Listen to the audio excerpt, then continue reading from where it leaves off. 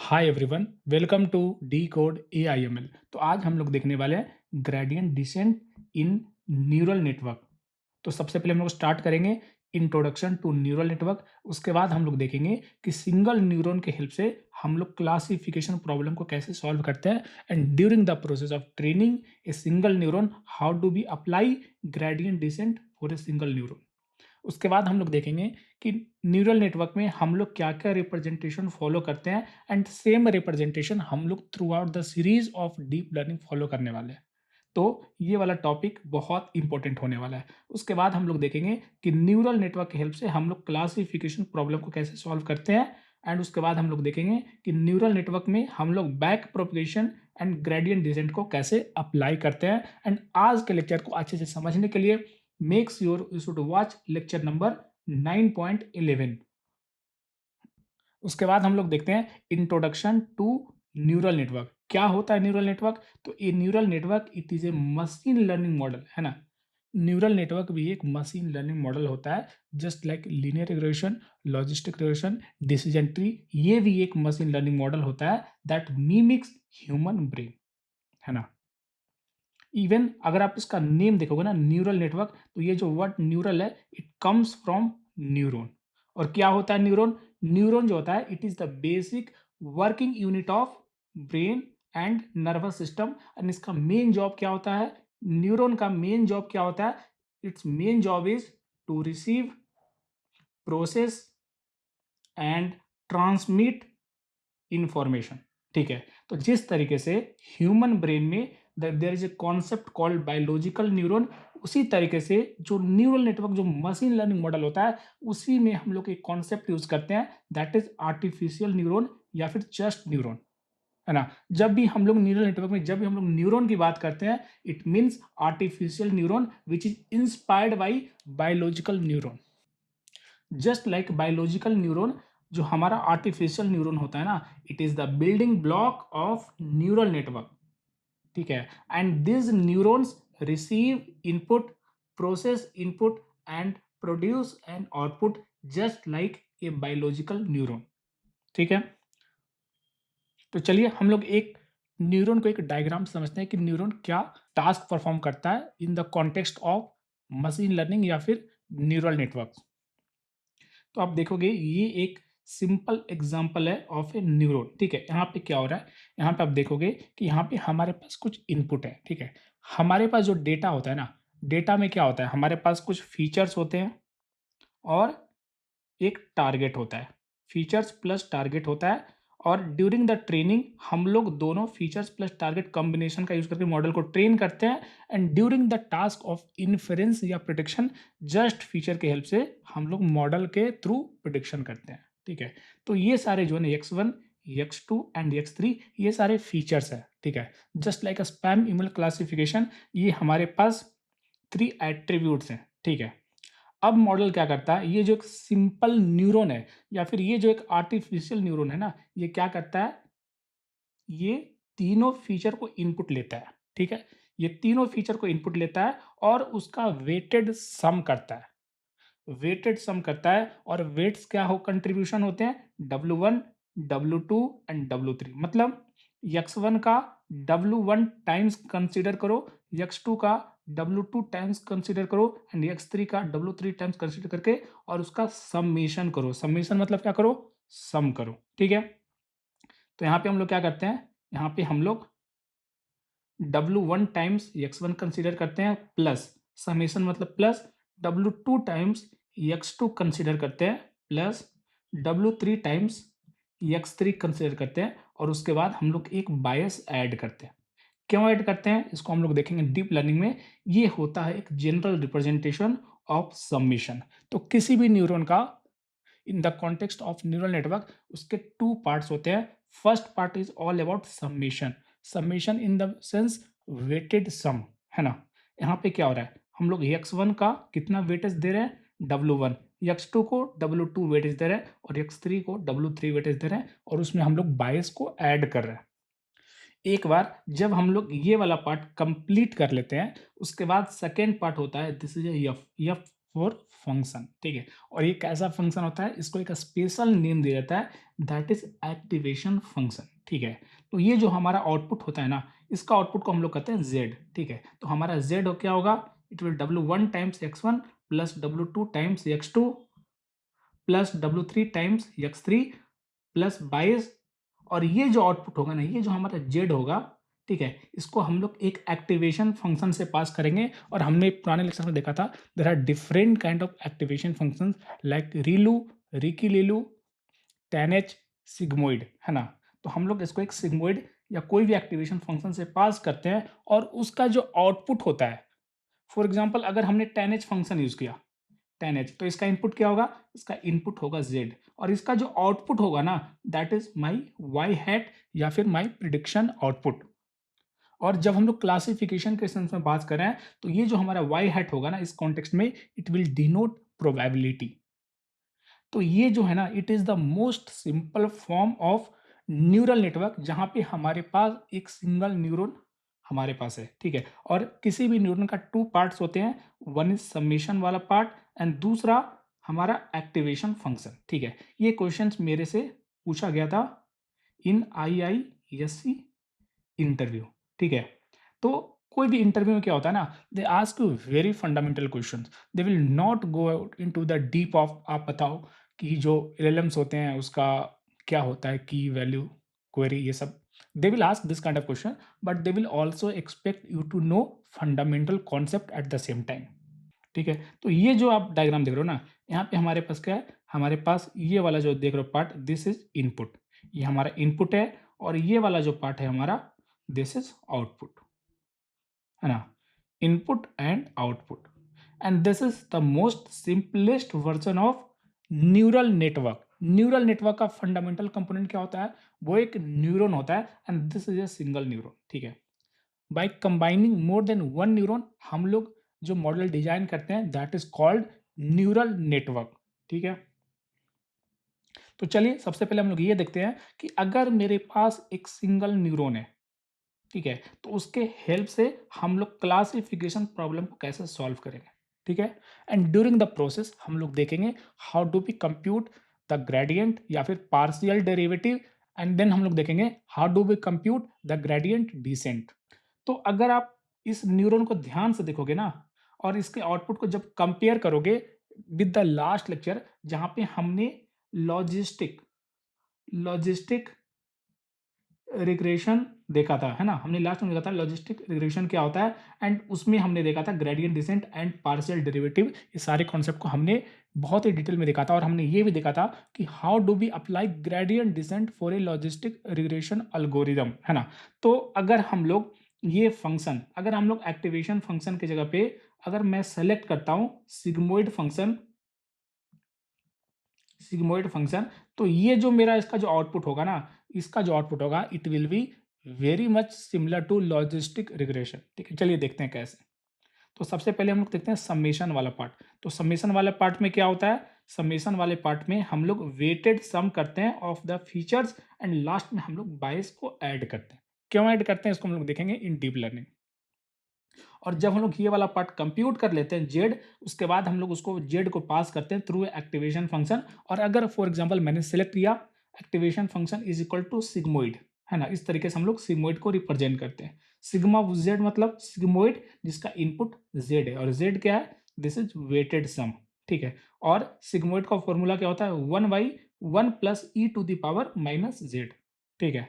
तो अगर आप इसको ध्यान से देखोगे, तो ये जो फॉर्मूला है ना, it is matching exactly with the logistic regression जो कि हमने लास्ट लेक्चर में देखा था, ठीक है। तो ये जो हम लोग रिप्रेजेंटेशन देख रहे हैं ना, ये एक simple kind of very naive representation. अगर आप एक बहुत एक्सपीरियंस डेटा साइंटिस्ट हो, तो मैं आपसे क्या एक्सपेक्ट करूंगा, you should give me the vectorised representation. क्यों, बिकॉज ड्यूरिंग द इम्प्लीमेंटेशन हम लोग नमपाई एंड पांडास यूज करते हैं, और हमें पता है कि पाइथन का लूप इम्प्लीमेंटेशन बहुत स्लो है, and at the same time numpy and pandas में there is a concept called vectorization which speed up the computation. How? By using the concept of, अगर आपने पढ़ा होगा जीपीयू एंड ये सारे पैरेलल प्रोग्रामिंग, तो वो सारे कॉन्सेप्ट के हेल्प से it speed up the computation, ठीक है। तो हम लोग इसका वेक्टराइज्ड रिप्रेजेंटेशन कैसे लिखेंगे, हम लोग इसको लिखेंगे W1, W2, W3 ये सारे वेट को हम लोग एज एक वेक्टर इसको लिख सकते हैं। मतलब हमारे पास W एक वेक्टर है जिसके वैल्यूज क्या है W1, W2 and W3 in A ordered fashion, ठीक है, ये मेरा एक वेक्टर है। उसके बाद हमने एक दूसरा वेक्टर डिफाइन किया x, और x में हमारे पास क्या क्या है, features x1, x2 and x3, ठीक है। तो हमारे पास W एक वेक्टर है एंड x एक वेक्टर है, और अगर मैं ये दोनों के हेल्प से अगर मैं इस तरीके का कैलकुलेशन परफॉर्म करना चाहता हूं तो मैं क्या करूंगा, मैं करूंगा W ट्रांसपोज x, है ना, मतलब W ट्रांसपोज करो, ये जो वेक्टर इसका ट्रांसपोज करके और उसके बाद x के साथ डॉट प्रोडक्ट करो, ठीक है। W ट्रांसपोज x मतलब W का ट्रांसपोज लो और x लो और दोनों का डॉट प्रोडक्ट करोगे तो मेरे को ये आउटपुट मिलेगा, है ना। कैसे होगा इसको हम लोग देखेंगे इन लीनियर अलजेब्रा, ठीक है। और उसके बाद हम लोग 22 को ऐड कर देंगे, है ना। तो एक सिंगल एक्सिक्यूशन में यूजिंग जीपीयू हम लोग उसको परफॉर्म कर सकते हैं। अभी this will not make sense, लेकिन जब आपके पास 10,000 1 मिलियन 10 मिलियन फीचर्स होंगे, in that case this kind of representation will make a lot of sense. तो हमने इन लेक्चर नंबर 9.11 हमने देखा था be so how to compute gradient and partial derivative of logistic regression, ठीक है। मैं आपको थोड़ा सा इसको रिविजिट करा दूंगा इस कॉन्सेप्ट को, बाकी मैं आपको डिटेल में इसको लास्ट लेक्चर हमने एक्सप्लेन किया, आप उसको रेफर कर सकते हो। फिर हमने देखा था कि जिस तरीके से logistic regression, even the name is regression, it is a classification algorithm, और क्लासिफिकेशन अल्गोरिदम में जो हम लोग लॉस फंक्शन यूज करते हैं that is binary cross entropy, है ना। इसको हमने डिराइव किया था using the concept of maximum likelihood estimation. जो लॉस फंक्शन होता है ना, लॉस फंक्शन हम लोग एक सैंपल पे कंप्यूट करते हैं, और लॉस फंक्शन का इनपुट क्या होता है, वन इज वाई मतलब actual target value and y hat मतलब प्रिडिक्शन। एंड क्लासिफिकेशन वाले केस में स्पेशली जब हम लोग बाइनरी क्लासिफिकेशन टास्क परफॉर्म कर रहे हैं तो ये वाई हैट रिप्रेजेंट कर रहा है प्रोबेबिलिटी ऑफ क्लास 1, ठीक है। एंड उसका फॉर्मूला क्या होता है, this is the formula, this is the loss function. ये भी बहुत इंपॉर्टेंट फॉर्मूला होता है। ये जो formula it was asked to me in my Amazon interview, ठीक है। अमेज़न के इंटरव्यू में मेरे से डायरेक्ट क्वेश्चन पूछा गया था कि क्लासिफिकेशन में हम लोग क्या लॉस फंक्शन यूज करते हैं, और आप उस लॉस फंक्शन को लिख के दिखाओ, और ये कैसे होता है, कैसे होता है, it is done using the concept of maximum likelihood estimation. ये होता है लॉस फंक्शन। लॉस फंक्शन हम लोग एक सैंपल पे डिफाइन करते हैं, एंड कॉस्ट फंक्शन हम लोग क्या करते हैं, हम लोग सारे लॉस का एवरेज कंप्यूट करते हैं on our complete data set. एक डेटा सेट में there can be multiple samples, तो हम लोग हर एक सैंपल का लॉस कंप्यूट करते हैं एंड देन उसका हम लोग एवरेज कंप्यूट करते हैं। एंड जब भी हम लोग ग्रेडियंट डिसेंट अप्लाई करते हैं ना, तो हम लोग इस कॉस्ट फंक्शन को ऑप्टिमाइज करते हैं। इसको हम लोग कहीं कहीं पे ऑब्जेक्टिव फंक्शन भी कहते हैं, और हमारा गोल होता है इस ऑब्जेक्टिव फंक्शन को मिनिमाइज करना। और अगर हमें इसको मिनिमाइज करना है तो हम लोग मोस्ट कॉमन एल्गोरिथम यूज करते हैं दैट इज ग्रेडियंट डिसेंट, है ना। ये सारी चीज हमने डिटेल बहुत डिटेल में देखा था लास्ट लेक्चर में। मैं बस आपको इसको रिवाइज करवा रहा हूँ, ठीक है। और ग्रेडियंट डिसेंट में हम लोग क्या करते हैं, हम लोग ग्रेडियंट कंप्यूट करते हैं।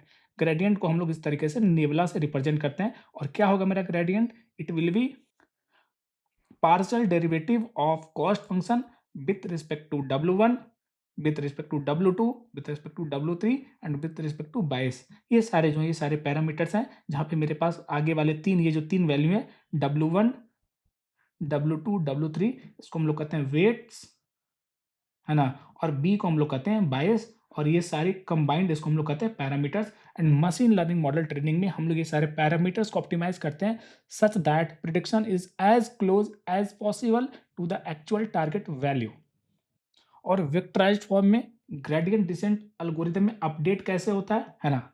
तो इट इज लाइक दिस, ये सारे value W1, W2, W3 and B, ये सारे पैरामीटर्स है, ये सारे पैरामीटर्स को अपडेट करना है। तो parameters W1, W2, W3 and bias at kth iteration, है ना।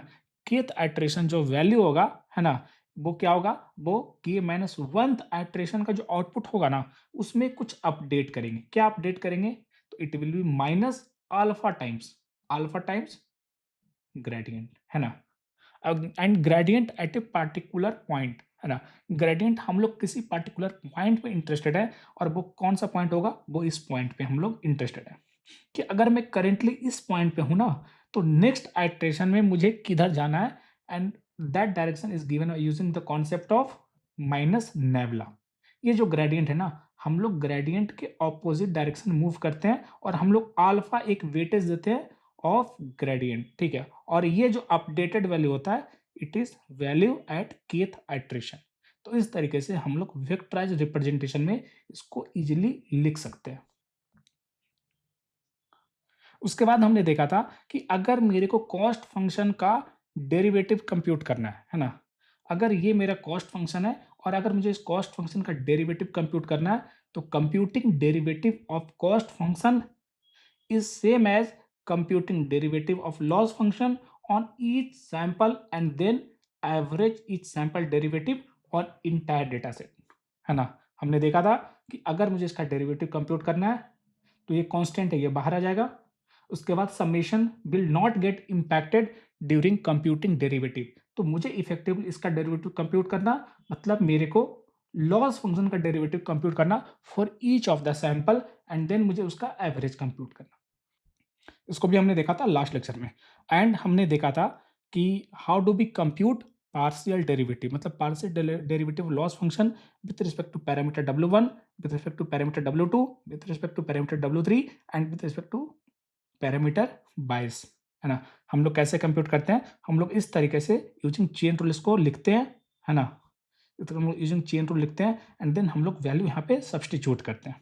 कैसे फाइंड करते हैं? ये भी हमने लास्ट लेक्चर में कंप्यूट किया था एंड मेरे को जो वैल्यू मिला था ना, partial derivative loss function with respect to w1, it is difference of prediction minus actual times x1, ठीक है? यहाँ पे हमने एक एनालॉजी डेवलप किया था एंड एनालॉजी ये था कि w1 वेट किसके साथ एसोसिएटेड है? वो x1 के साथ एसोसिएटेड है ना? अगर आप ध्यान से देखोगे कि w1 वेट x1 के साथ एसोसिएटेड है। उसी तरीके से w2 वेट x2 के साथ एसोसिएटेड है एंड w3 वेट x3 के साथ एसोसिएटेड है, ठीक है? तो अगर हम लोग पार्शियल डेरिवेटिव कंप्यूट करेंगे विद रिस्पेक्ट टू w1, तो यहाँ पे x1 आ जाएगा। अगर with respect to w2 compute करेंगे तो यहाँ पे x2 आ जाएगा। With respect to w3 compute करेंगे यहाँ पे x3 आ जाएगा। क्यों? क्योंकि w2 x2 के साथ एसोसिएटेड है, w3 x3 के साथ एसोसिएटेड है। और जब हम लोग बायस के रिस्पेक्ट में जब पार्शियल डेरिवेटिव कंप्यूट करेंगे, तो वो उस समय पे यहाँ पे 1 आ जाएगा। क्यों? क्योंकि बायस किसी भी फीचर के साथ एसोसिएटेड नहीं है। तो इस तरीके से हम लोग चीज़ों को याद रखते हैं, है ना? क्या होगा? For a single neuron partial derivative क्या होगा? It will B difference of prediction minus actual into x1, है ना? x2, x3 एंड 1, ठीक है? अब हम लोग इस नॉलेज का यूज़ करके न्यूरल नेटवर्क के हम लोग फाइंड करेंगे पार्शियल डेरिवेटिव, ग्रेडियंट, उसके बाद हम लोग देखेंगे बैक प्रोपगेशन क्या होता है, हम लोग सारी चीज़ों को देखेंगे बाय द लर्निंग्स जो कि हमने अभी देखा है। लेकिन उसको समझने से पहले हम लोग देखते हैं कि जो न्यूरल नेटवर्क होता है ना, उसमें हम लोग चीज़ों को कैसे रिप्रेजेंट करते हैं। तो अभी जो हमने एग्जांपल देखा वहाँ पे हमारे पास सिंगल न्यूरॉन थे, लेकिन जब हम लोग बात करते हैं न्यूरल नेटवर्क में ना, तो हमारे पास मोर देन 1 न्यूरॉन होते हैं एंड वो एक प्रॉपर ऑर्डरिंग में ऑर्गेनाइज़ होते हैं। कैसे? देखते हैं। तो अगर आप इसको ध्यान से देखोगे ना, तो जब हमने पुराना एग्जांपल देखा था, तो वहाँ पे हमारे पास एक इनपुट लेयर था और एक आउटपुट लेयर था, है ना? इनपुट एंड आउटपुट लेयर था। लेकिन जब हम लोग डीप न्यूरल नेटवर्क की बात करते हैं, है ना? या फिर प्रॉपर न्यूरल नेटवर्क की बात करते हैं, तो हमारे पास एक इनपुट लेयर होता है, जहाँ पे इनपुट हम लोग इस तरीके से चीज़ों को रिप्रेजेंट करते हैं एंड एक आउटपुट लेयर होता है और उसके बीच में देयर आर हिडन लेयर्स, ठीक है? हिडन लेयर क्या होता है? हिडन लेयर में वी डू हैव 1 और मोर देन 1 न्यूरॉन, एक के ऊपर दूसरा एक ऑर्गेनाइज़ तरीके में होता है, ठीक है? मतलब देखोगे आउटपुट लेयर में हमारे पास एक न्यूरॉन एंड एक हिडन लेयर हमने यहाँ पे डिफाइन किया, जहाँ पे हमारे पास टोटल 4 न्यूरॉन्स हैं। मतलब ये जो हमारा टोटल मॉडल है या ये जो हमारा टोटल आर्किटेक्चर है, इसमें हमारे पास टोटल 5 न्यूरॉन्स हैं। 4 न्यूरॉन्स जो हैं it is in hidden layer and 1 neuron जो है it is in output layer, ठीक है? और जब भी हम लोग ट्रेनिंग करते हैं ना, तो यहाँ पे 2 इम्पोर्टेंट चीज़ें होती है। एक होता है फॉरवर्ड प्रोपेगेशन, फॉरवर्ड प्रोपेगेशन दूसरा होता है बैकवर्ड प्रोपगेशन, ठीक है। तो फॉरवर्ड प्रोपगेशन में क्या होता है कि हमारे पास कुछ इनपुट्स होते हैं, ठीक है। जब भी हम लोग मॉडल ट्रेन करते हैं ना, तो जब भी हम लोग मॉडल ट्रेन करते हैं हमारे पास कुछ इनिशियल रैंडम इनिशियलाइज्ड पैरामीटर्स होते हैं, ठीक है। पैरामीटर्स हमेशा होते हैं, इनिशियली में वो रैंडम होते हैं। तो जब हमारे पास कुछ इनपुट होते हैं ना, तो input left to right flow करता है, information left to right flow करता है। यहाँ पे कुछ कंप्यूटेशन होता है, कुछ कंप्यूटेशन होता है, कुछ कंप्यूटेशन होता है, कुछ कंप्यूटेशन होता है। ये चारों कंप्यूटेशन पैरेलली होते हैं एंड ये चारों का आउटपुट यहाँ पे देखोगे, आउटपुट में हम लोगों ने यहाँ पे मर्ज किया, यहाँ पे फिर से कुछ कंप्यूटेशन किया and this is my prediction, this is my y hat, ठीक है। ठीक है, तो ये जो एक न्यूरल नेटवर्क है ना, ये एक क्लासिफिकेशन प्रॉब्लम को सॉल्व कर रहा है, जहाँ पे हमारे पास other than input layer and output layer मेरे पास एक हिडन लेयर है।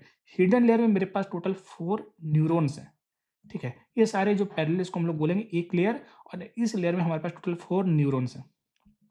और न्यूरॉन्स हमने देखा था क्या होता है, न्यूरॉन्स के 2 पार्ट होते हैं, हर एक न्यूरॉन का 2 पार्ट होता है। एक होता है सबमिशन वाला पार्ट एंड दूसरा होता है एक्टिवेशन वाला पार्ट।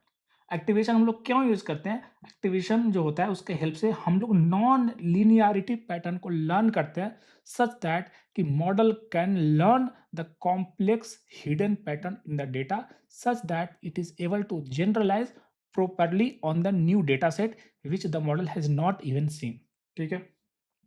तो रिप्रेजेंटेशन पॉइंट ऑफ व्यू से ये देखो, इसको हम लोग बोलेंगे इनपुट लेयर, है ना? या फिर इसको हम लोग बोलेंगे ज़ीरोथ लेयर, ठीक है? इसको हम लोग बोलेंगे हिडन लेयर, या फिर इसको हम लोग बोलेंगे फर्स्ट लेयर। इसको हम लोग बोलेंगे आउटपुट लेयर एंड ये फर्स्ट के बाद वाला नेक्स्ट लेयर सेकंड लेयर, ठीक है? आप यहाँ पे रिप्रेजेंटेशन को देखो, ठीक है? तो ये जो है ना, ये जो हमारा लेयर है, इट इज़ लेयर 1, ठीक है? तो लेयर को हम लोग कैसे रिप्रेजेंट करते हैं? हम लोग इस तरीके से ऊपर में स्क्वायर ब्रैकेट से इसको रिप्रेजेंट करते हैं, ठीक है। यहाँ पे देखोगे, यहाँ पे ए स्टैंड्स फॉर एक्टिवेशन, ठीक है। हर एक जो न्यूरॉन होता है ना, उसका जो आउटपुट होता है, उसका जो आउटपुट था उसको हम लोग कह सकते हैं कि दैट इज एक्टिवेशन। तो इवन जो हम लोग न्यूरॉन्स को नेमिंग करते हैं ना, उसका नेमिंग हम लोग एक्टिवेशन से करते हैं। तो इस न्यूरॉन का नेमिंग क्या होगा? ए, एंड इसका सुपरस्क्रिप्ट में क्या होगा? पहला स्क्वायर ब्रैकेट के अंदर यल। यल हमें बताता है कि ये कौन सा लेयर है। तो आप देखोगे ये सारे हमारे फर्स्ट लेयर है, क्योंकि जीरोथ हमारा इनपुट होगा एंड फर्स्ट लेयर है ये हमारा है। तो यहाँ पे हमने स्क्वायर ब्रैकेट में सारे न्यूरॉन्स को देखोगे, हमने स्क्वायर ब्रैकेट यहाँ पे 1 दिया, ठीक है। उसके बाद अगर हम लोग इवन ट्रेनिंग डेटा भी कंसीडर करें, तो उसके बाद हम लोग पैरेंथेसिस के अंदर हम लोग देते हैं कि ये जेथ ट्रेनिंग सैंपल का एक्टिवेशन वैल्यू है, ठीक है। तो अभी के लिए हम लोग यहाँ पे इसको कंसीडर नहीं कर रहे हैं, लेकिन जब हम लोग डीप लर्निंग देखेंगे तो हम लोग इसको भी कंसीडर करेंगे। और यहाँ पे देखोगे सबस्क्रिप्ट में हम लोग यहाँ पे आई बता रहे हैं, आई बता रहा है कि हिडन लेयर में, है ना, या फिर ith लेयर में या फिर येल्थ लेयर में हम लोग कौन से न्यूरॉन की बात करते हैं, ठीक है। तो अगर हम लोग इसको फर्स्ट न्यूरॉन मानते हैं यहाँ पे 1, इसको अगर हम लोग सेकंड न्यूरॉन मानते हैं यहाँ पे 2, और अगर हम इसको थर्ड न्यूरॉन मानते हैं इसको 3, और अगर इसको हम लोग फोर्थ न्यूरॉन मानते हैं तो यहाँ पे 4, ठीक है। तो इस तरीके से हम लोग इसको रिप्रेजेंट करते हैं। उसके बाद हमारा आता है नेक्स्ट लेयर या फिर आउटपुट लेयर। तो ये हमारा होगा सेकंड सेकंड हमारा लेयर होगा, ठीक है। सेकंड लेयर होगा, हमारे पास एक ही न्यूरॉन है, तो हम लोग स्पेसिफाई नहीं करेंगे 1 या 2 टाइप से, इसको हम लोग सिंपल नोटेशन में इस तरीके से रिप्रेजेंट करते हैं। मैं नोटेशन इसलिए बताया क्योंकि जब हम लोग डीप लर्निंग देखेंगे ना, तो ये सारे नोटेशन को हम लोग बहुत ज़्यादा यूज़ करने वाले हैं। उसके बाद हम लोग क्या करते हैं, उसके बाद जब हम प्रॉब्लम सॉल्व करते हैं, तो हम लोग क्या करते हैं, हर एक एज को एक वेट के साथ एसोसिएट करते हैं, ठीक है। जितने भी एज होंगे, ये डायग्राम देख रहे हो ना, यहाँ पे जितने भी एज हैं उतने हमारे पास पैरामीटर्स होंगे, ठीक है। उतने हमारे पास पैरामीटर्स होंगे या फिर उतने हमारे पास वेट होंगे, ठीक है। तो आप देखोगे कि इस लेयर में कितने पैरामीटर्स होंगे, तो जितने हमारे पास एजेस हैं, कितने एजेस हैं, तो मेरे पास x1 से मेरे पास टोटल 4 एजेस हैं, x2 से मेरे पास 4 एजेस है, x3 से 4 एजेस है, एंड टोटल कितने एजेस हुए? टोटल हमारे पास यहाँ पे 12 एजेस है। तो अगर आप इस देखोगे इसमें ध्यान से, तो ये जो होगा ना सेट ऑफ न्यूरॉन्स, इसमें हमारे पास टोटल 4 इंटू 3 हमारे पास वेट्स होंगे, ठीक है। और कितने बायस होंगे? हर एक न्यूरॉन के पास एक बायस होता है, तो टोटल हमारे पास 4 बायस होंगे, है ना? क्योंकि हमने देखा कि हर एक न्यूरॉन में कुछ वेट एसोसिएटेड होता है। अगर आप यहाँ पे ध्यान से देखोगे, तो हर एक न्यूरॉन में जब हम लोग सम्मेशन करते हैं ना, समेशन करते हैं, तो हम लोग वेटेड समेशन करते हैं, तो हर एक न्यूरॉन में एक वेट एसोसिएटेड होता है। इवन तो हम लोग इसको यहाँ पे दिखा रहे हैं, लेकिन ये जो वेट होता है ना, it is a part of this summation, ठीक है? और हर एक समेशन में कुछ वेट्स होते हैं एंड 1 बायस होते हैं, एक बायस होता है ना? तो इसको हम लोग इस तरीके से रिप्रेजेंट कर सकते हैं। सारे वेट को हम लोग इस तरीके से एक साथ में W1 सुपरस्क्रिप्ट 1 मतलब फर्स्ट लेयर, है ना? फर्स्ट लेयर का हम लोग वेट इस तरीके से हम लोग एक मैट्रिक्स फॉर्म में डिफाइन कर सकते हैं और उसका डायमेंशन क्या होगा? उसका डायमेंशन होगा 4x3, है ना? अगर आपसे डायमेंशन पूछा तो कैसे आप याद करोगे? तो करंट का डायमेंशन या करंट का काउंट 4 एंड प्रीवियस का काउंट उतना होगा ना, 4x3, ठीक है? उसी तरह मैं यहाँ पे बोलूँ कि यहाँ पे वेट का क्या होगा डायमेंशन, शेप क्या होगा? तो इट विल बी करंट का क्या है 1 एंड प्रीवियस का क्या है? इट इज़ 4, 1, 4 या फिर 1x4, ठीक है? एंड बायस कितना होगा? हर एक न्यूरॉन के साथ एक एसोसिएटेड होगा, ठीक है? यहाँ भी हर एक न्यूरॉन के साथ एक एसोसिएटेड होगा और यहाँ पे वेट क्या होगा?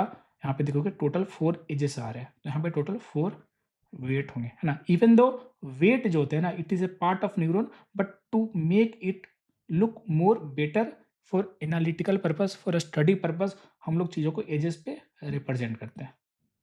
अगर आप ये देखोगे यहाँ पे हमारे पास टोटल 4 एक्टिवेशन है। अगर हम लोग उसको कंबाइन एक सिंगल वेक्टर फॉर्म में रिप्रेजेंट करना चाहते हैं, तो हम लोग इस तरीके से रिप्रेजेंट करते हैं। Activation at layer 1 is equal to activation at layer 1 and neuron 1, activation at layer 2 and neuron 2, activation at layer 1 and neuron 3, activation at layer 1 and neuron 4। इस चार को अगर हम लोग वेक्टर में डाल देंगे तो it will be activation at layer 1, ठीक है? तो जब भी हम लोग प्रॉब्लम सॉल्व करते हैं, हम लोग बहुत ज़्यादा वेक्टराइजेशन कॉन्सेप्ट का यूज़ करते हैं। इवन जब हम लोग उसको कोड करेंगे इन डीप लर्निंग वाले सीरीज में, तो हम लोग वहाँ पे वेक्टराइजेशन कॉन्सेप्ट का यूज़ करेंगे,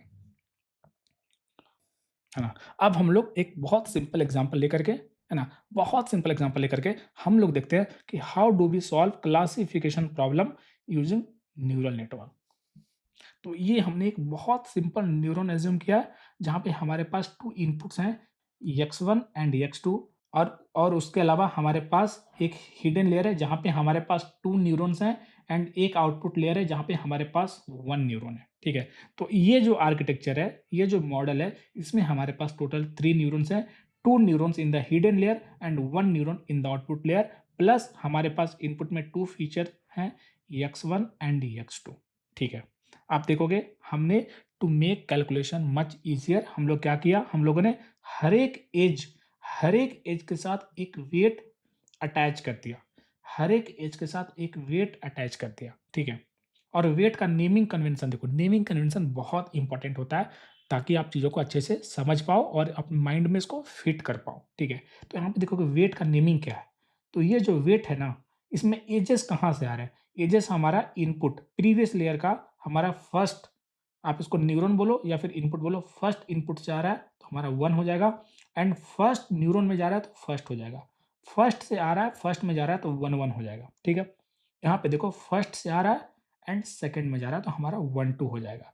फिर यहाँ पे देखो, आप ये वाला पार्ट को देखो तो यहाँ पे 2 से आ रहा है, 2 से स्टार्ट हो रहा है एंड 1 में जा रहा है तो हमारा 2 1 हो जाएगा। फिर यहाँ पे देखो 2 से आ रहा है और 2 में जा रहा है तो हमारा 2 2 हो जाएगा। तो नेमिंग कन्वेंशन बहुत इंपॉर्टेंट होता है। हम लोग यहाँ पे 2 नंबर्स का क्यों यूज़ कर रहे हैं? बिकॉज़ देखोगे यहाँ पे x1 से हमारे पास 2 एजेस निकल रहे हैं, तो हम लोग एक सिंगल वैल्यू से हम लोग उसको रिप्रेजेंट यूनिकली नहीं कर सकते हैं, है ना? तो इसीलिए चूँकि अगर हमें प्रॉब्लम सॉल्व करना है, तो हमें हर एक वेट को यूनिकली नेमिंग देना है, तो इसलिए हम लोगों ने इस तरीके से इसका नेमिंग दिया। अब यहाँ पे आते हैं, तो यहाँ पे देखोगे कि एक नोड से एक ही एजेस निकल रहा है, तो by just using a single number हम लोग इसको नेमिंग दे सकते हैं। तो चूँकि ये 1 से निकल रहा है, तो हम लोगों ने इसका नेमिंग दिया 1। यहाँ पे देखोगे यहाँ पे 2 से निकल रहा है, तो हमने इसका नेमिंग दिया 2। इवन दो अगर आप चाहो and it is a convention, तो आप यहाँ पे नेमिंग दे सकते हो, ठीक है? यहाँ पे 1 हो जाएगा, तो it will B 1 1, it will B 2 1, ठीक है? तो इस तरीके से हम लोग चीज़ों को नेमिंग देते हैं, बट अभी के लिए सिम्प्लिसिटी के लिए आप ये अज़्यूम करो कि इस न्यूरॉन का नेम है A1, इसका A2 एंड इसका A, एंड ये सारे इसके वेट्स हैं एंड ये सारे इसके वेट्स हैं। तो आप देखोगे कि ये जो आर्किटेक्चर है, इसमें हमारे पास टोटल कितने वेट हैं? तो हमारे पास टोटल 1 2 3 4 5 एंड 6, तो टोटल 6 वेट हैं एंड कितने बायस होंगे? तो 3 बायस होंगे, 3 बायस होंगे। क्यों? Because it will be equal to number of neurons. हर एक न्यूरॉन के पास एक बायस होगा। तो ये जो आर्किटेक्चर है ना, इस आर्किटेक्चर में इसका डेप्थ है 2। क्यों? इसमें हमारे पास 1 इनपुट लेयर है ना? इनपुट को भी हम लोग एज़ ए लेयर ट्रीट करते हैं to make things look symmetric, ठीक है? तो इसको भी हम लोग as a input layer treat कर सकते हैं, x1 x2 को। उसके अलावा हमारे पास एक हिडन लेयर है, जहाँ पे हमारे पास टोटल 2 न्यूरॉन्स हैं एंड उसके बाद हमारे पास एक आउटपुट लेयर है, जहाँ पे हमारे पास 1 न्यूरॉन है एंड इसका जो आउटपुट होता है ना, उसको हम लोग कहते हैं y hat. Y hat and हमारे जो प्रॉब्लम है, हमारा प्रॉब्लम क्या है? हमारा प्रॉब्लम है बाइनरी क्लासिफिकेशन। तो बाइनरी क्लासिफिकेशन का प्रॉब्लम है, तो ये जो वाई हैट है ना, या फिर इस वाले न्यूरॉन का जो आउटपुट, एक्टिवेशन का जो आउटपुट होगा उसको हम लोग वाई हैट कहते हैं। तो ये जो आउटपुट होगा ये प्रोबेबिलिटी को रिप्रेजेंट करेगा एंड प्रोबेबिलिटी का वैल्यू 0 टू 1 के बीच में लाई करता है। तो ये जो वाई हैट होगा इसका वैल्यू 0 टू 1 के बीच में लाई करेगा। अब हम लोग देखते हैं कि वैल्यू कैसे कैलकुलेट होता है। आप ये सोचो कि हमने मॉडल को ट्रेन किया, ठीक है? हमने मॉडल को ट्रेन किया, हमने ये सारे जो पैरामीटर्स हैं और इसके अलावा हमारे पास जो बायस है B1, B2, ये B है ना? हमने इसका नेमिंग दिया। ये सारे जो पैरामीटर्स हैं मतलब वेट प्लस बायस है, हमने इसको ट्रेन किया। ट्रेन किया मतलब हमने इसको फाइन ट्यून किया, हमने इसके वैल्यू को अपडेट किया। अब ये सारे जो पैरामीटर है, ये सारे पैरामीटर ऑप्टिमल स्टेट में है सच दैट अगर आप कोई न्यू इनपुट देते हो तो जो प्रेडिक्शन होता है it gives the best possible value, ठीक है? तो चलिए हम लोग देखते हैं फॉरवर्ड प्रोपगेशन में क्या होता है। फॉरवर्ड प्रोपगेशन में हमारे पास अपडेटेड वैल्यू ऑफ पैरामीटर्स होते हैं मतलब वेट एंड बायस होते हैं और गिवन इनपुट हम लोग वाई हैट कंप्यूट करते हैं या फिर आउटपुट प्रेडिक्शन कंप्यूट करते हैं। तो कैसे कंप्यूट करेंगे? चलिए हम लोग हर एक नोड को एक एक करके उसके आउटपुट को कंप्यूट करके हम लोग फाइनल वाई हैट कंप्यूट करते हैं। तो सबसे पहले हम लोग लेते हैं हमारा न्यूरॉन, जिसका हमने नेम दिया A1। हम लोग ये इसलिए नेमिंग देते हैं बिकॉज़ हर एक न्यूरॉन का जो आउटपुट होता है ना, वो एक एक्टिवेशन वैल्यू होता है। क्यों होता है? बिकॉज़ जो फाइनल आउटपुट होता है ना, इट इज़ द प्रोडक्ट या फिर it is a by product of activation function, इसलिए हम लोग उसको ए से डिनोट करते हैं। तो इस वाले न्यूरॉन, अगर मैं इस वाले न्यूरॉन को लेता हूँ, तो इस वाले न्यूरॉन में भी 2 कंपोनेंट होंगे। एक होगा समेशन वाला पार्ट, वेटेड समेशन वाला पार्ट एंड दूसरा होगा एक्टिवेशन वाला पार्ट, ठीक है? और हमने ये अज़्यूम किया कि हम लोग इस मॉडल में, इस आर्किटेक्चर में हम लोग यूज़ कर रहे हैं हमारा सिग्मोइड फंक्शन। तो जब हम लोग समेशन करेंगे ना, तो समेशन में क्या होता है? सारे इनपुट या प्रीवियस लेयर के सारे जो वैल्यू होते हैं, उसका हम लोग वेटेड सम करते हैं। तो अगर हम लोग इस न्यूरॉन के लिए कंप्यूट कर रहे हैं समेशन, तो क्या होगा? इस न्यूरॉन के लिए x1 हम लोग कंसीडर करेंगे, x2 कंसीडर करेंगे और x1 क्या वेट कंट्रीब्यूट करेगा? It will B W11। x2 क्या वेट कंट्रीब्यूट करेगा? It will B W21। क्योंकि देखो कि एज यहाँ से यहाँ आ रहा है ना? हम लोग ये वाला एज कंसीडर नहीं करेंगे, हम लोग ये वाला एज कंसीडर करेंगे क्योंकि हम लोग न्यूरॉन A1 के लिए कंप्यूट करें हमारा Z, ठीक है? और इसका हमने नेमिंग कन्वेंशन के लिए हम लोग इसका नेम दिया Z1। तो Z1 क्या होगा? W11 टाइम्स x1 मतलब x1 का W11 टाइम्स वेटेज दो, उसके बाद x2 का W21 टाइम्स वेटेज दो एंड देन हम लोग उसमें बायस को ऐड करते हैं। क्यों ऐड करते हैं? It is out of scope of this lecture.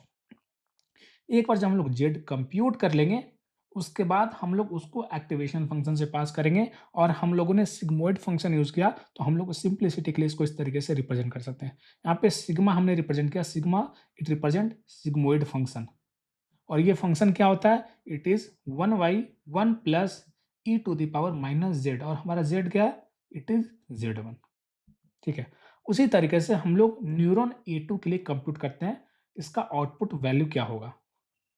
इसका जो आउटपुट वैल्यू होगा ना, वो प्रीवियस पे डिपेंड करेगा, है ना? तो यहाँ पे क्या-क्या एरो आ रहा है? x1 का एरो आ रहा है, x2 का एरो आ रहा है, ठीक है? तो दोनों का हम लोग वेटेड सम करेंगे। तो x1 कितना वेटेज कंट्रीब्यूट करेगा? W12। x2 कितना वेटेज कंट्रीब्यूट करेगा? W22, ठीक है? तो यहाँ पे W12 times x1 plus W22 times x2 plus bias. एक हम लोग Z2 कंप्यूट करेंगे, सेम हम लोग सिग्मोइड फंक्शन की हेल्प से हम लोग A2 कंप्यूट करेंगे या फिर इस वाले न्यूरॉन का एक्टिवेशन कंप्यूट करेंगे, है ना? अगर आप यहाँ पे ध्यान से देखोगे ना, चीज़ों को कैसे समझना, कैसे याद रखना, आप ये देखो, यहाँ पे जो वेट है, वेट का क्या कंट्रीब्यूशन है या वेट का नेमिंग देखो आप यहाँ पे। तो जब हम लोग Z1 कंप्यूट कर रहे हैं ना, मतलब हम लोग नोड 1 के लिए कंप्यूट कर रहे हैं, तो नोड 1 के लिए कंप्यूट कर रहे हैं, तो इसमें क्या आ रहा है? x1 आ रहा है। तो x1 आ रहा है मतलब नोड प्रीवियस लेयर का नोड 1 से आ रहा है और नोड 1 पे आ रहा है, तो 1 हो जाएगा। यहाँ पे देखो x2 मतलब नोड 2 से आ रहा है और कहाँ पे आ रहा है, नोड 1 पे आ रहा है, तो ये 2 1 हो जाएगा। उसी तरीके से जब हम लोग यहाँ पे आएंगे तो यहाँ पे देखो कि हम लोग नोड 2 के लिए कंप्यूट कर रहे हैं, तो 2 इज माई डेस्टिनेशन। सोर्स क्या है इसके लिए, 1 सोर्स है, तो 1 से 2 पे आ रहा है, तो 1 2। यहाँ पे देखोगे यहाँ पे 2 सोर्स है, तो 2 से 2 पे आ रहे हैं, तो इट इज W ऑफ 2 2। ठीक है, और यहाँ पे 22 सिर्फ डायरेक्टली 2 यहाँ पे दे देंगे। ठीक है, तो इस तरीके से चीज़ों को याद रखना होता है। और जब हम लोग फाइनली नोड ए के लिए कंप्यूट करेंगे तो कैसे कंप्यूट करेंगे, तो हमने इसका नेमिंग दिया जेड। यहाँ भी 2 पार्ट्स होगा, एक होगा समेशन वाला पार्ट, एक होगा हमारा एक्टिवेशन वाला पार्ट। समेशन वाला पार्ट में हम लोग वेटेड सम करेंगे, कितना वेटेज मिलेगा, तो ए1 को W1 वेटेज मिलेगा, ए2 को W2 वेटेज मिलेगा, तो it will B W1 A1 plus W2 A2 plus 22। ठीक है, उसके बाद हम लोग इसको सिग्मोइड से पास करेंगे, एंड ये जो ए होगा ना, इसका जो आउटपुट होगा, इस एक्टिवेशन का जो आउटपुट होगा, उसको हम लोग अज्यूम करेंगे वाई हैट। तो आउटपुट लेयर का activation it is same as y hat. ठीक है, तो it this is a, and इसको हम लोग ए को वाई हैट भी कहते हैं।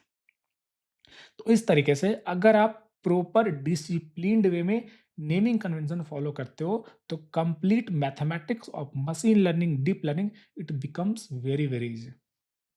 उसके अलावा हमारे पास एक होता है लॉस फंक्शन, है ना, कोई भी क्लासिफिकेशन प्रॉब्लम हो। अभी आप देख रहे हो यहाँ पे 3 न्यूरॉन्स हैं। एक अगर मैंने एक ऐसा आर्किटेक्चर प्रपोज किया जहाँ पे हमारे पास टोटल 10 लेयर्स हैं एंड 500 न्यूरॉन्स हैं, तो वहाँ पे भी हम लोग जब लॉस फंक्शन कंप्यूट करेंगे ना, तो हम लोग सेम वही वाला लॉस फंक्शन यूज करेंगे, बाइनरी क्रॉस एंट्रोपी। हम लोग यही लॉस फंक्शन यूज करेंगे। ठीक है, अब हम लोग देखते हैं कि ये जो हमने आर्किटेक्चर यहाँ पे हमने प्रपोज किया, इस वाले आर्किटेक्चर में हम लोग पैरामीटर्स को कैसे अपडेट करते हैं, हम लोग पैरामीटर्स को कैसे ऑप्टिमाइज करते हैं, कैसे ग्रेडियंट डिसेंट कंप्यूट करते हैं, कैसे हम लोग पार्शियल डेरिवेटिव कंप्यूट करते हैं। ठीक है, हमने देखा कि अगर हमारा ट्रेन मॉडल है तो किस तरीके से हम लोग प्रिडिक्शन जनरेट करते हैं, है ना, एंड इसको हम लोग कहते हैं फॉरवर्ड प्रोपेगेशन, या फिर कहीं कहीं पे इसको हम लोग कहते हैं फॉरवर्ड पास। ठीक है, तो जब भी हम लोग न्यूरल नेटवर्क की बात करते हैं ना, तो ऑप्टिमाइजेशन का मतलब होता है finding the value of parameters. और पैरामीटर्स क्या होता है, it is a combination of weight plus biases that minimises the cost function. बहुत जगह पे आप देखोगे कॉस्ट फंक्शन को they interchangeably use with the loss function, but actually में we always optimise the cost function, and cost function को हम लोग कहीं कहीं पे इसको ऑब्जेक्टिव फंक्शन भी कहते हैं, ऑब्जेक्टिव फंक्शन भी कहते हैं। जो भी न्यूरल नेटवर्क होता है ना, उसमें क्या होता है हमारा पाइपलाइन। उसमें सबसे पहले हम लोग क्या करते हैं, कोई भी न्यूरल नेटवर्क हम लोग सबसे पहले रैंडम पैरामीटर्स इनिशियलाइज करते हैं। आप इसको 0 पैरामीटर से इनिशियलाइज कर सकते हो, बट इन कन्वेंशन हम लोग as a part of neural network हम लोग पैरामीटर्स को रैंडम वैल्यू से इनिशियलाइज करते हैं।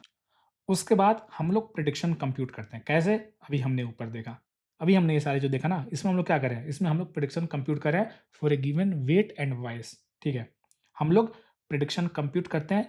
एक बार जब हम लोग प्रिडिक्शन कंप्यूट करते हैं, मतलब हम लोग वाई हैट कंप्यूट करते हैं, एंड हमारे पास ग्राउंड ट्रूथ या एक्चुअल टारगेट वैल्यू वाई होता है, एंड फिर दोनों को कंपेयर करके हम लोग लॉस कंप्यूट करते हैं। सिंगल डेटा पे कंप्यूट करते हैं, उसको लॉस करते हैं। जब हम लोग ओवरऑल डेटा सेट पे जब हम लोग एवरेज कंप्यूट करते हैं, एवरेज लॉस कंप्यूट करते हैं, तो उसको हम लोग कहते हैं कॉस्ट फंक्शन। एक बार जब हम लोग कॉस्ट फंक्शन कंप्यूट करते हैं, उसके बाद हम लोग ऑप्टिमाइजेशन वाले कॉन्सेप्ट के हेल्प से हम लोग उस एरर को, या वो जो कॉस्ट है, कॉस्ट का रिप्रेजेंट करता है, कॉस्ट रिप्रेजेंट करता है एरर। हमारा जो मॉडल का जो प्रिडिक्शन है उसमें कितना एरर है, तो हमारा गोल होता है एरर को मिनिमाइज करना। तो हम लोग ऑप्टिमाइजेशन अल्गोरिदम का यूज करके हम लोग एरर को आइटरेटिवली ऑप्टिमाइज करते हैं, एंड हम लोग अल्गोरिदम लाइक ग्रेडियंट डिसेंट का यूज करते हैं। और ग्रेडियंट डिसेंट क्या है, इट इज आइटरेटिव अल्गोरिदम, जहां पे हम लोग इसका मल्टीपल रिपीटेशन परफॉर्म करते हैं to find the optimal value of weight and bias या फिर पैरामीटर्स। तो क्या क्या स्टेप्स इन्वॉल्व होते हैं during the optimization step in neural network. सबसे पहला होता है फॉरवर्ड पास। हम लोग इनिशियली में रैंडम वैल्यू से इनिशियलाइज करते हैं पैरामीटर को, और उसके बाद फॉरवर्ड पास में हम लोग वाई हैट कंप्यूट करते हैं, हम लोग प्रिडिक्शन कंप्यूट करते हैं। हमने अभी ऊपर जो देखा that is all about computing prediction.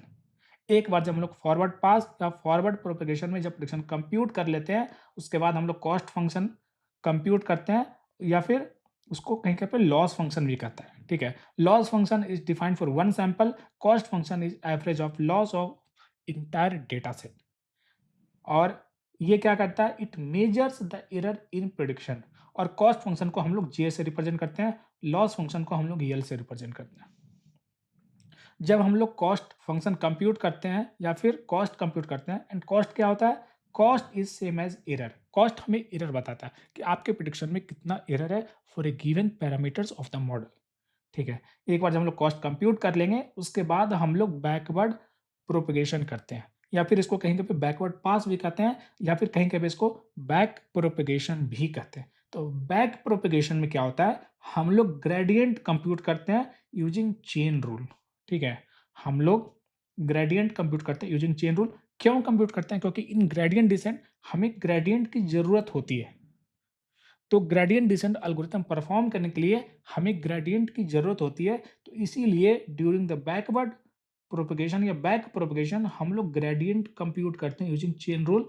And एक बार जब हम लोग कंप्यूट कर लेते हैं, उसके बाद हम लोग ग्रेडियंट डिसेंट एल्गोरिथम के हेल्प से हम लोग पैरामीटर को ऑप्टिमाइज करते हैं, एंड देन हम लोग ये सारे स्टेप्स को मल्टीपल टाइम्स परफॉर्म करते हैं to minimize the cost function या लॉस फंक्शन। अगर आप ये डायग्राम देखोगे, तो this diagram is totally same as this one. बस यहाँ पे डिफरेंस क्या है कि हम लोग बायस को भी एज ए वैल्यू 1 मान लेते हैं, इसको भी हम लोग एज ए फीचर 1 मान लेते हैं। और अगर इसको हम लोग एज ए फीचर मानते हैं विथ वैल्यू 1, तो यहाँ से हमारे पास एजेस होते हैं, ठीक है। यहाँ भी हम लोग 1 करके एक फीचर मान लेते हैं इस लेयर के लिए, फिर यहाँ से हमारे पास इस तरीके से एजेस होते हैं, ठीक है। To generalize our computation for both weight and bias, ठीक है। हम लोगों ने यहाँ पे 1 यहाँ पे अज्यूम किया।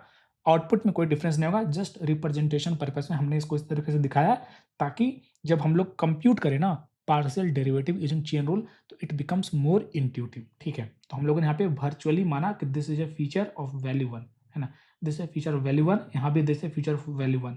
तो ये जो 1 है ना, it is a part of this layer, and ये जो 1 है this is part of this layer, ठीक है। बाकी सब कुछ सेम है, देखोगे हर एक एज के साथ एक वेट एसोसिएटेड है, ठीक है। अब हम लोग क्या करें, अब हम लोग 22 को भी एज एज बना करके उसको साथ एसोसिएट कर दे रहे हैं। यहाँ भी 22 को हम लोग एसोसिएट कर रहे हैं, ठीक है। तो हमने देखा था इन ग्रेडियंट डिसेंट कि अगर मुझे किसी पैरामीटर्स को अपडेट करना है, फॉर एग्जांपल अगर W1 एक पैरामीटर है, ठीक है।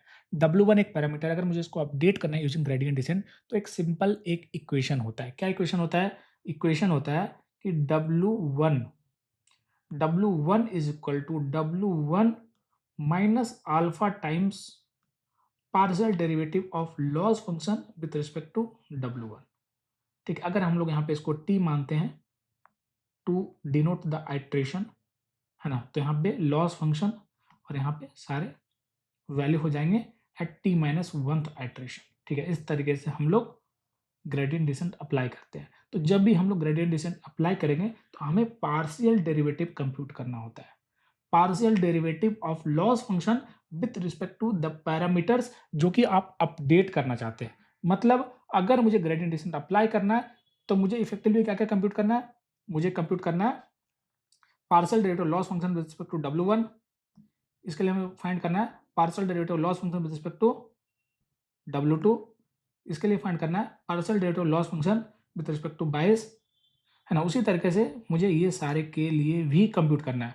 अगर ये वाला एक पैरामीटर है, अगर मैं इसको अपडेट करना है, तो मुझे एक पार्शियल डेरिवेटिव कंप्यूट करना है, partial derivative loss function with respect to weight 1 1, ठीक है। तो अब हम लोग देखते हैं कि how do we compute partial derivative, है ना। It may look easy but it is very tricky. तो हमें इसको ध्यान से देखना होगा, और हमें ध्यान से अप्लाई करना होगा हमारा चेन रूल। चेन रूल क्या होता है, इसको हमने डेरिवेटिव वाले लेक्चर में बहुत ही डिटेल में देखा है। हमने इस पे कुछ प्रॉब्लम भी सॉल्व किए। इवन लास्ट लेक्चर में हमने देखा कि how do we apply the chain rule. तो हमें क्या क्या कंप्यूट करना है, सबसे पहले हम लोग करेंगे ये 3 पैरामीटर्स के लिए पार्शियल डेरिवेटिव कंप्यूट करेंगे। मतलब W1 के लिए क्या कंप्यूट करेंगे, partial derivative loss function with respect to W1। W2 के लिए कंप्यूट करेंगे partial derivative loss function with respect to W2, and B के लिए कंप्यूट करेंगे partial derivative loss function with respect to bias, है ना। अब हम लोग इस इक्वेशन को ध्यान से देखते हैं। हम लोग चीज़ों को स्टेप बाय स्टेप समझेंगे ताकि कहीं पे कोई भी डाउट ना हो, ठीक है? तो मुझे सबसे पहले ये 3 पैरामीटर्स को अपडेट करना है। एंड बैक प्रोपगेशन में क्या होता है, हम लोग आउटपुट से स्टार्ट करके हम लोग पीछे इन्फॉर्मेशन का फ्लो करते हैं। ये होता है हमारा बैक प्रोपगेशन। फॉरवर्ड प्रोपगेशन में हम लोग इनपुट से स्टार्ट करके आउटपुट के डायरेक्शन में हम लोग इन्फॉर्मेशन को फ्लो करते हैं। एंड बैक प्रोपगेशन हम लोग आउटपुट से स्टार्ट करके एकदम इनपुट के लेवल पे जा करके हम लोग इन्फॉर्मेशन का फ्लो करते हैं। तो अभी हम लोग बैकवर्ड प्रोपगेशन फॉलो करने वाले हैं to compute the partial derivative या फिर ग्रेडियंट, ठीक है? तो अगर मुझे कंप्यूट करना है partial derivative of loss function with respect to W1, तो कैसे कंप्यूट करेंगे? तो पहले हम लोग इक्वेशन को ध्यान से समझते हैं, ठीक है? पहले हम लोग ये वाला पार्ट का इक्वेशन को ध्यान से समझते हैं, ठीक है? तो देखोगे कि यहाँ पे एक जेड है, यहाँ पे एक जेड है, और ये जेड क्या करता है? ये जेड वेटेड सम करता है प्रीवियस वाले लेयर का, है ना? प्रीवियस वाले लेयर के आउटपुट का वेटेड सम करता है। तो जेड क्या होगा? वो होगा W1 times A1 plus W2 times A2 plus B times 1 मतलब B, है ना? हमने इसको यहाँ पे इक्वेशन को लिखा, ठीक है? अब हम लोग देखते हैं कि ये वाला पार्ट जो है हमारा एक्टिवेशन फंक्शन, और एक्सप्लिसिटली हम लोग यहाँ पे यूज़ कर रहे हैं सिग्मॉइड फंक्शन, तो वो कैसे कंप्यूट करेंगे? तो इसका जो आउटपुट होगा ना, वो क्या होगा? जो ए होगा एक्टिवेशन, हम लोग यहाँ पे ए टर्म यूज़ करेंगे, तो ए जो होगा ना, it is sigma of z, और सिग्मा क्या है यहाँ पे? 1/1 plus e to the power minus z, ठीक है? एंड इसको हम लोग ए बोलेंगे, और ये चूँकि ये आउटपुट लेयर है, तो इसका जो आउटपुट होगा ना, that is same as y hat, ठीक है? अब हमारे पास ये इन्फॉर्मेशन है।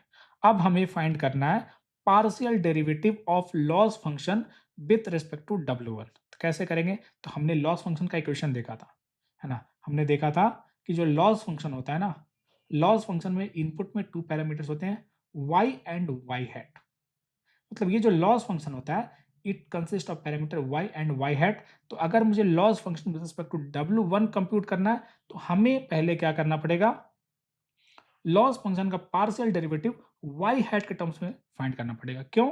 क्यों? क्योंकि y हैट देखो, जो हमारा फंक्शन है loss function of y and y hat, it is a function of y hat, and y hat is a function of z, and z is a function of W1। इसीलिए partial derivative में हम लोग ये chain follow करेंगे।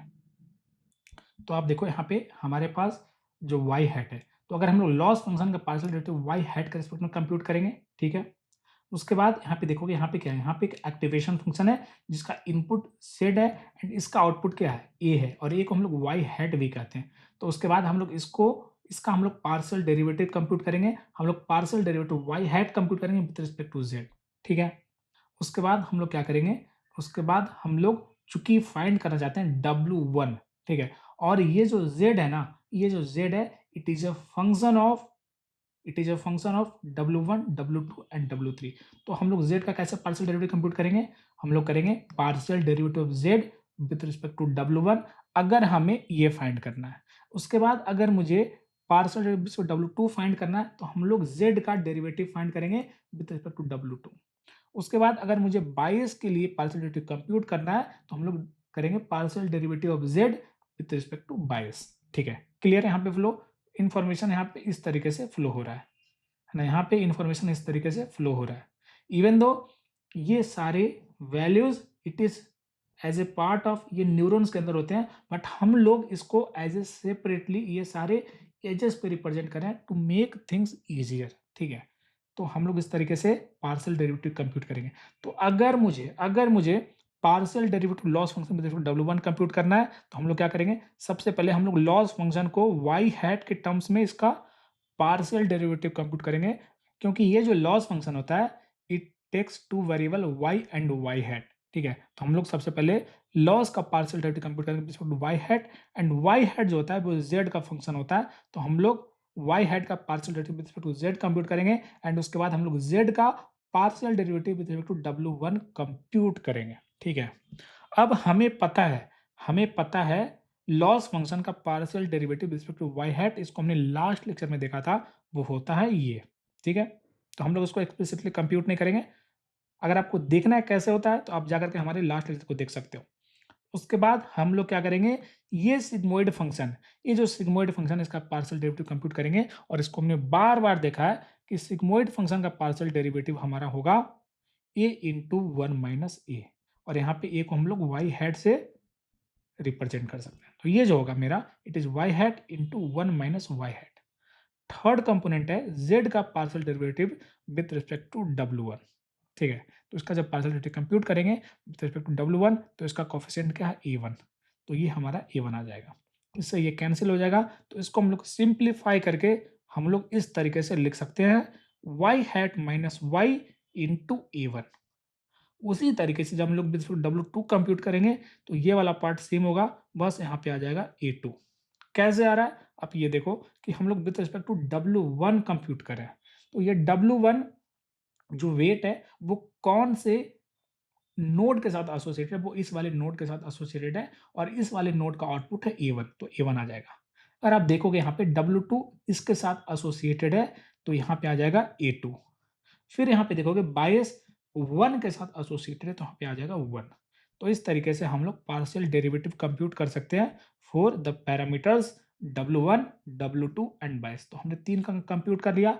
अब हम लोग, हमारा टास्क है कंप्यूट करना ये जो हमारे पास 6 वैल्यूज है ना, इसका हमें कंप्यूट करना पार्शियल डेरिवेटिव। और जब हम लोग सारे का पार्शियल डेरिवेटिव कंप्यूट कर लेंगे तो हम लोग इजीली उसको अपडेट कर सकते हैं यूजिंग ग्रेडियंट डिसेंट।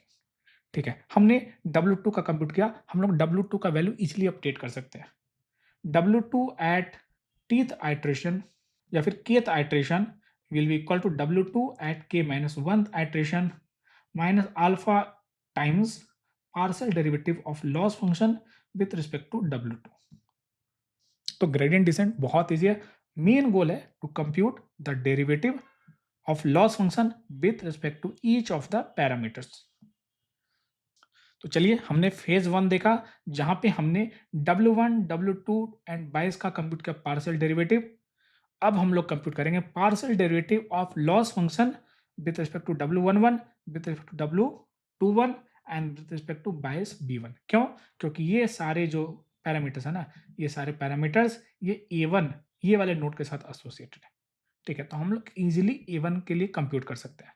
क्यों? क्योंकि जो इन्फॉर्मेशन का फ्लो होगा ना, ये तीनों पैरामीटर्स के लिए वो सेम A1 नोड के थ्रू होगा। कैसे? देखोगे बैक प्रोग्रेशन में हम लोग यहाँ से स्टार्ट करते हैं, इधर आते हैं, यहाँ से हम लोग इधर आते हैं, यहाँ से यहाँ पे जब आ जाएंगे तो यहाँ से हम लोग इधर जा सकते हैं, इधर जा सकते हैं, इधर जा सकते हैं। ठीक है, तो एक बार यहाँ पे आ जाएंगे, यहाँ से हम लोग ये तीनों पे जा सकते हैं। इसलिए हम लोग ये तीनों का एक साथ कंप्यूट करेंगे एंड नेक्स्ट स्टेप में हम लोग कंप्यूट करेंगे weight of 1 2, weight of 2 2 and B2। क्यों? क्योंकि जब बैक प्रोपगेशन होगा ना, तो यहाँ से इंफॉर्मेशन इधर आएगा, यहाँ से इधर आएगा, और यहाँ से फिर ये 3 डायरेक्शन में जा सकता है। और ये 3 डायरेक्शन में क्या-क्या पैरामीटर्स हैं, B2, W22 एंड W12। तो हम लोग क्या करेंगे, हम लोग ये 3 जो पैरामीटर्स है ना, ये 3 पैरामीटर्स के हम लोग कंप्यूट करेंगे। बाकी 3 पैरामीटर इम्प्लिसिटली आपको कंप्यूट करना है। तो हम लोग यहाँ पे क्या किया, हम लोगों ने यहाँ पे क्या किया कि ये वाला जो नोड है ना, ये वाला जो नोड है, इसको हमने यहाँ पे एक्सपैंड करके इस तरीके से हमने चीज़ों को काइंड ऑफ ज़ूम करके यहाँ पे डिस्प्ले किया कि इंटरनल में चीज़ें कैसे दिखती है। तो ये जो नोड है ना, ये जो न्यूरॉन है, यहाँ पे क्या हो रहा है, हर एक न्यूरॉन में 2 चीज़ें होती है। एक होता है हमारा समेशन, दूसरा होता है एक्टिवेशन। तो ये वाले न्यूरॉन में इन्फॉर्मेशन कहाँ-कहाँ से आ रहा है, ये वाले न्यूरॉन में इन्फॉर्मेशन पिछले वाले जो लेवल है, पिछले वाले लेवल पे हर एक नोड से आ रहा है। यहाँ पे कौन-कौन सा नोड है, x1 नोड है, x2 नोड है एंड 1 नोड है। x1 का क्या वेटेज होगा, W11, x2 का क्या वेटेज होगा, W21, और x3 1 का क्या वेटेज होगा, वो B1 होगा। ठीक है, तो हम लोग क्या करेंगे, x1 का W11 वेटेज देंगे, x2 का W21 वेटेज देंगे, 21 इंपॉर्टेंट पॉइंट 21 देंगे, एंड यहाँ पे बायस आ जाएगा। और यहाँ पे एक्टिवेशन को हम लोग A1 नेम देंगे, और A1 क्या होगा, it will B sigmoid of Z1। इसको हमने Z1 नेम दिया, तो ये जो आउटपुट होगा ना, ये जो Z1 आउटपुट होगा वो इधर आ जाएगा as a input to activation, और इसका जो आउटपुट होगा वो फिर इधर फ्लो होगा। ठीक है, तो हमने इसको एज ए जूम करके इसको हमने यहाँ पे इस तरीके से माइक्रोस्कोपिक जूम करके आपको दिखाया। अब हमारा गोल क्या है, हमारा गोल है computing partial derivative of loss function. हर एक जगह पे हम लोग लॉस फंक्शन का ही पार्शियल डेरिवेटिव कंप्यूट करते हैं। चेंजेस क्या होता है, किसके रेस्पेक्ट में कंप्यूट कर रहे हैं। तो अब हम लोग कंप्यूट करेंगे with respect to W11, with respect to W21 and with respect to B1। तो इन्फॉर्मेशन फ्लो कैसे होगा? इधर होगा, इस तरीके से होगा इन्फॉर्मेशन फ्लो हमारा। तो चलिए एक-एक करके हम लोग पीछे से कंप्यूट करते हैं। तो सबसे पहले हम लोग एंड से स्टार्ट करते हैं। तो हमारे पास सबसे पहले क्या होता है, हमारे पास लॉस फंक्शन होता है। तो हम लोग लॉस फंक्शन का पार्शियल डेरिवेटिव कंप्यूट करेंगे with respect to y hat. With respect to y hat compute करेंगे। उसके बाद हम लोग y हैट का partial derivative with respect to z compute करेंगे। क्यों करेंगे? क्योंकि ये जो z है ना, ये एज ए इस फंक्शन का इनपुट जाएगा, इसीलिए हम लोग with respect to z compute करेंगे। उसके बाद इस z में क्या-क्या इनपुट आएगा? इस z में आएगा a1, a2 एंड 1 आएगा। ये 3 एज़ इनपुट आएगा। लेकिन मुझे विथ रिस्पेक्ट टू ये 3 कंप्यूट करना है, तो हम लोग इसमें इंटरेस्टेड है। हम लोग इसके रिस्पेक्ट में कंप्यूट करेंगे, इसका रिस्पेक्ट में कंप्यूट नहीं करेंगे। क्योंकि अगर मुझे W1 में पहुँचना है, W21 पहुँचना है, B1 पहुँचना है, तो हम लोग इस डायरेक्शन से नहीं पहुँच सकते हैं। हमारे पास एक ही डायरेक्शन है, हमें इस डायरेक्शन में मूव करना है। तो अब हम लोग क्या करेंगे? अब हम लोग z का पार्शियल डेरिवेटिव कंप्यूट करेंगे with respect to a1। a1 क्या है? इस वाले लेयर का आउटपुट। ठीक है। जब हम लोग यहाँ पे आ जाएंगे, मतलब हम लोग यहाँ पे आ जाएंगे, उसके बाद हम लोग क्या करेंगे? हम लोग partial derivative of a1, partial derivative of a1 compute करेंगे with respect to z1। z1 क्या है? z1 ये जो सबमिशन है। एक बार जब हम लोग ये कंप्यूट कर लेंगे, उसके बाद आप देखोगे ये जो z1 है, it is a function of W11, W22 and बायस। जब हम लोग z का पार्शियल डेरिवेटिव कंप्यूट करेंगे विद रिस्पेक्ट टू W11, है ना, यहाँ पे a1 नहीं होगा, यहाँ पे z होगा। z1 का partial derivative with respect to W11, z1 का partial derivative with respect to W21 and z1 का पार्शियल डेरिवेटिव कंप्यूट करेंगे विद रिस्पेक्ट टू बायस 1। ठीक है, यहाँ पे रॉन्ग है, यहाँ पे z1 होगा, z1, z1, z1। ठीक है।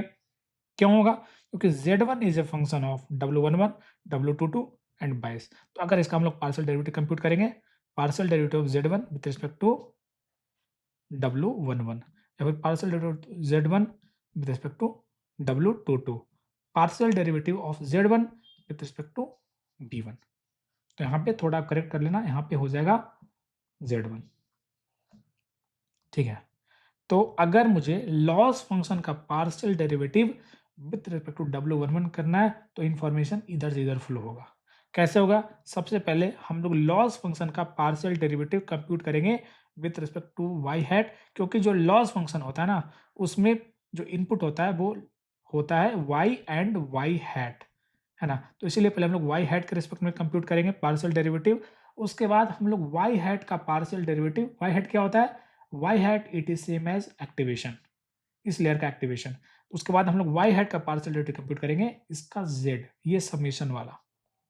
उसके बाद हम लोग z का पार्शियल डेरिवेटिव कंप्यूट करेंगे विथ रिस्पेक्ट टू a1। उसके बाद हम लोग a1 का पार्शियल डेरिवेटिव कंप्यूट करेंगे विथ रिस्पेक्ट टू z1, है ना। क्योंकि a1 जो है ना, a1 जो है यहाँ पे देखोगे, a1 जो है वो z1 पे डिपेंड कर रहा है, a1 जो है z1 पे डिपेंड कर रहा है। तो a1 का partial derivative with respect to z1 and उसके बाद z1 का partial derivative with respect to W11। ठीक है। अब हम लोग यहाँ पे वैल्यू सब्स्टिट्यूट करेंगे। इसको हमने लास्ट लेक्चर में देखा था, this is equal to this value. उसके बाद हमने देखा था कि किसी भी एक्टिवेशन का जो वैल्यू होता है ना, किसी भी एक्टिवेशन का जो वैल्यू होता है, it is a into 1 minus A. बस यहाँ पे हम लोग एक जगह पे y हैट सब्स्टिट्यूट कर देंगे, है ना। क्योंकि जब भी हम लोग सिग्मोइड की बात करते हैं, तो उसका जो डेरिवेटिव होता है, it is a into 1 minus A. इसको हमने पुराने लेक्चर में बहुत ही डिटेल में देखा है। तो it is y hat into 1 minus y hat. उसके बाद z का पार्शियल डेरिवेटिव कंप्यूट करना है विद रिस्पेक्ट टू a1। ठीक है, with respect to a1 compute करना है। तो a1 जो है ना, a1 जो है वो कौन से वेट के साथ एसोसिएटेड है? तो W1, तो वो W1 हो जाएगा। ठीक है। उसके बाद partial derivative of a1 with respect to z1। ठीक है। तो कभी भी जब हम लोग एक्टिवेशन का पार्शियल डेरिवेटिव कंप्यूट करते हैं, तो it is a into 1 minus A, और यहाँ पे a क्या है? a1 है, तो हम लोग a को a1 से रिप्लेस कर देंगे। तो a1 इंटू यहाँ पे हो जाएगा 1 माइनस ए1, ये नहीं होगा, it is a1 into 1 minus A1. ठीक है, यहाँ पे रॉन्ग है, it is a1 into 1 minus A1. और उसके बाद हम लोग जब z1 का पार्शियल डेरिवेटिव कंप्यूट करेंगे विथ रिस्पेक्ट टू W11, तो देखोगे, है ना, तो W11 x1 के साथ एसोसिएटेड है। ठीक है, तो यहाँ पे हो जाएगा हमारा x1। और जब हम इसको सिंप्लीफाई करेंगे तो it will B x1 into W1 into A1 into 1 minus A1। ये वाला पार्ट एक साथ आप रीड करो, A1 इंटू 1 माइनस A1 मतलब somewhere it is activation function का पार्शियल डेरिवेटिव और हमारा एक्टिवेशन फंक्शन सिग्मोइड फंक्शन। और उसके बाद y हैट माइनस y, है ना, ये तीन में भी दिस वाज कांस्टेंट। ठीक है, तो हमने देखा partial derivative loss function with respect to W11। ठीक है, अब हम लोग सेम पैटर्न पे इसका पार्शियल डेरिवेटिव कंप्यूट करेंगे, है ना। क्या होगा, आप इसको हम लोग थोड़ा इंट्यूटिवली सॉल्व करने का ट्राई करते हैं without doing heavy mathematical computation. ठीक है, तो जब हम लोग W11 के रिस्पेक्ट में जब हम लोग पार्शियल डेरिवेटिव कंप्यूट कर रहे थे तो फर्स्ट टर्म वाज x1, क्योंकि W11 x1 के साथ एसोसिएटेड था। अब हम लोग जब W21 के रिस्पेक्ट में कंप्यूट करेंगे तो W21 x2 के साथ एसोसिएटेड होगा, तो यहाँ पे हो जाएगा x2, है ना। ठीक है, उसके बाद यहाँ पे W1 है। W1 क्यों है, W1 है ये वाला पाथ, ये वाला पाथ है ना। तो इसके लिए भी जब कंप्यूट करेंगे तो यही वाला पाथ होगा W1, तो W1 कांस्टेंट हो जाएगा, यहाँ भी W1 कांस्टेंट हो जाएगा। ठीक है, उसके बाद एक्टिवेशन फंक्शन है, एक्टिवेशन फंक्शन का पार्शियल डेरिवेटिव और A1। तो A1 जो है A1 ये वाले पाथ में भी आएगा, तो ये भी कांस्टेंट हो जाएगा और ये वाला भी कांस्टेंट हो जाएगा y हैट माइनस y। मतलब चेंजेस क्या होगा, चेंजेस होगा यहाँ पे है x1 हो जाएगा x2। ठीक है, उसी तरीके से जब हम लोग बायस के टर्म में करें कंप्यूट करेंगे पार्शियल डेरिवेटिव, तो यहाँ पे क्या आ जाएगा, यहाँ पे जो हमारा b है, यहाँ पे जो हमारा यहाँ पे b1 यहाँ पे होगा, b1 के रिस्पेक्ट में कंप्यूट करें। ठीक है, b1 के रिस्पेक्ट में, तो b1 जो है वो 1 के साथ एसोसिएटेड है, तो यहाँ पे आ जाएगा 1। ठीक है, तो आप इसको कंफर्म कर सकते हो by doing the heavy mathematical computation, but this is the correct value. और मैंने आपको इसको इंट्यूटिवली बताया कि ऐसा क्यों होता है, बिकॉज चेन रूल में information end to beginning flow होता है। एक बार जब हम लोग पार्शियल डेरिवेटिव W11 कंप्यूट कर लेंगे, हम लोग चीज़ों को डायरेक्टली अपडेट कर सकते हैं। W11 एट केथ आइट्रेशन होगा W11 at k minus 1th iteration minus alpha times partial derivative of cost function with respect to W11। ठीक है, अब हम लोग हमारा थर्ड फेज में आते हैं। थर्ड फेज में हम लोग क्या क्या कंप्यूट करेंगे, हम लोग W12 कंप्यूट करेंगे, W22 कंप्यूट करेंगे एंड B2 कंप्यूट करेंगे। ठीक है, तो हम लोग लॉस फंक्शन का partial derivative with respect to W12 compute करेंगे, फिर W22 कंप्यूट करेंगे, फिर B2 कंप्यूट करेंगे। ठीक है, यहाँ भी सेम हम लोग पुराने वाले तरह से हम लोग इसको भी सॉल्व करेंगे, जो कि हमने यहाँ पे फॉलो किया, है ना। यहाँ भी इंफॉर्मेशन, अगर मुझे ये तीन कंप्यूट करना है, तो ये तीन जो आप देख रहे हो ना, ये तीन जो वेट है वो जिस एजेस के साथ बिलोंग करता है वो A2 के थ्रू होके जाता है। तो यहाँ से इंफॉर्मेशन इधर आएगा, यहाँ से इधर आएगा और यहाँ से फिर ये तीन डायरेक्शन में फ्लो होगा। ठीक है, तो मुझे इस डायरेक्शन में कंप्यूट करना है पार्शियल डेरिवेटिव। तो सबसे पहले हम लोग क्या करेंगे, लॉस फंक्शन का partial derivative with respect to W12 compute करेंगे एंड क्या होगा, वो हम लोग इससे रिलेट करके चीज़ों को समझने का ट्राई करते हैं। ठीक है, हमें इस वाले फ्लो को कंप्यूट करना है। तो आप देखोगे ये फर्स्ट वैल्यू क्या होगा, ये फर्स्ट वैल्यू होगा हमारा x1, क्योंकि ये वाला जो एज है ना, ये एज x1 के साथ एसोसिएटेड है, तो वो x1 हो जाएगा। सेकंड वैल्यू क्या होगा, यहाँ पे W1 है, यहाँ पे W1 है, तो यहाँ पे W2 हो जाएगा, क्योंकि अब हम लोग इस वाले पाथ में आ रहे हैं, तो यहाँ पे W2 हो जाएगा। थर्ड वैल्यू हमारे क्या होगा, it is A1 into 1 minus A1, ये था हमारे पुराने वाले पार्ट में। इस वाले पार्ट में क्या होगा, इस वाले पार्ट में होगा A2 इंटू 1 माइनस A2, क्योंकि अब हम लोग इस वाले पाथ को फॉलो करें, पहले हम लोग इस वाले पाथ को फॉलो कर रहे थे। तो एक्टिवेशन होगा A2 इंटू 1 माइनस A2, इसका डेरिवेटिव, और ये वाला पार्ट कांस्टेंट हो जाएगा y हैट माइनस y। ठीक है, उसी तरीके से जब हम लोग with respect to W22 compute करेंगे तो क्या होगा, देखोगे अब ये वाला एज x2 के साथ एसोसिएटेड है, तो x2 हो जाएगा, बाकी सारा सेम होगा, सेम लाइक जो कि हमने अभी इस वाले एग्जांपल में देखा था। जब हम लोग B2 के रिस्पेक्ट में कंप्यूट करेंगे तो यहाँ पे 1 आ जाएगा, बाकी सारा यहाँ पे सेम होगा। ठीक है, आप इसको कंप्यूट करके आप इसको मैच कर सकते हो। तो इसी के साथ हमारा कैलकुलस एंड ऑप्टिमाइजेशन कंप्लीट होता है। नेक्स्ट लेक्चर में हम लोग स्टार्ट करने वाले हैं लीनियर अलजेब्रा। तो see you in the next lecture, till then bye, happy learning.